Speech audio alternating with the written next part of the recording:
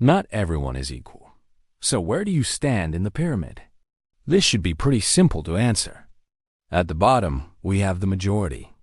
These are the workers, the followers. They do what they're told, and they take it day by day. They may feel powerless, and in some cases they actually are. But there are many that make the choice to stay at the bottom. It's comfortable. There's no risk. Moving up to the middle, we have managers, influencers, small leaders. They have some power, but they still rely on the ones above them for big decisions. Sometimes they fight tooth and nail to move up, only to find out once they get to the top, they get replaced. They become dispensable. At the very top, we have the elite few. They control the wealth and the decisions. They can create or destroy entire economies. We either love them or hate them, but we all respect their power. They get to set the rules.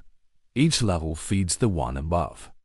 At the bottom, you have billions of people working for next to nothing.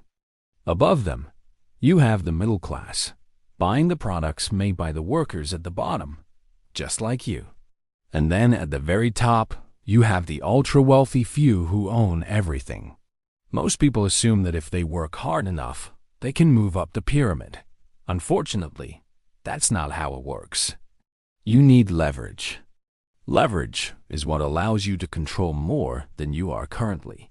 It's what allows you to extract more than you put in. Leverage can come in many forms. Money is one of them. If you have money, you can use it to buy assets that produce income, like real estate, stocks, or even crypto. These assets will generate cash flow and appreciate in value over time. And the best part is that they don't require your direct involvement to run. You hire property managers to oversee your rentals. You can delegate your stock and crypto investments to a financial advisor. The second form of leverage is time. Time is an unlimited resource if you know how to use it. For example, you can write down the steps to start a business and put it on a shelf. Then you can sell the same information over and over again without having to do the work every single time. Or you can spend time building a strong network of friends and mentors. The stronger the network, the higher you can climb. Even if you make poor decisions along the way, your network will help bail you out. But most people never climb the pyramid. Why? Because they play by the wrong rules. The worker at the bottom plays by the rules of the middle. He chases a promotion, but he doesn't realize that the middle also plays by the rules of the top. The CEO has shareholders to answer to. The investor has banks and regulators to answer to. The politician has voters and interest groups to answer to. At each level, you must do what the ones above you want, plus a little bit more. The problem with most people is that they stop at the "what do I have to do" part.